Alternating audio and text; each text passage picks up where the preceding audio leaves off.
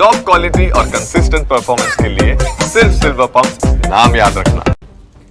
જૂનાગઢની વિસાવદર બેઠક પર ત્રિપાંખીયો જંગ જામ્યો છે। ભાજપના ઉમેદવાર કિરીટ પટેલ મતદારોને રીઝવવા માટે મેદાનમાં છે। ભેંસાણના પાટલા ગામેથી પ્રચારની શરૂઆત કરી। 2012થી અપાયું છે પ્રતિનિધિત્વ ન રહ્યું અને વિકાસ ન થયો તેવું તેમણે કહ્યું હતું। તમામ પેન્ડિંગ કામ પૂરા કરવાની ખાતરી આપી છે। બેઠક પર જીતનો વિશ્વાસ વ્યક્ત કર્યો છે।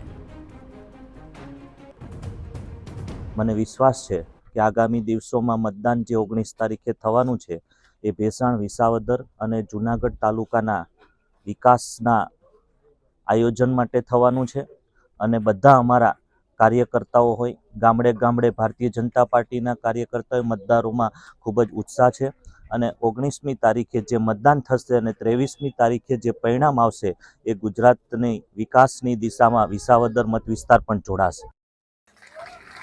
તો જૂનાગઢના ભેંસાણની સભામાં કિરીટ પટેલ ભાવુક થયા હતા। હું ઝેર પીને મરી જાઉં પરંતુ ખેડૂતોનો 1 રૂપિયો પણ ન લઉં તેવું તેમણે કહ્યું હતું।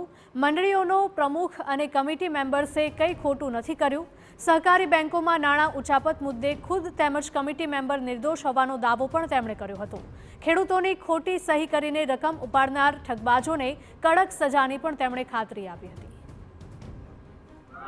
લાલભાઈ અમેરિકા જવાના હતા, હું અને જયેશભાઈ એમને મૂકવા ગયા ત્યારે વિઠ્ઠલભાઈએ કીધું કે પાછો આવું કે ન આવું, આપણા વિસ્તારના ખેડૂતોનું ધ્યાન રાખજો। અને આક્ષેપ કરનારાઓને મારે જવાબ આપવો છે કે ઝેર પીને મરી જાવ પરંતુ ખેડૂતો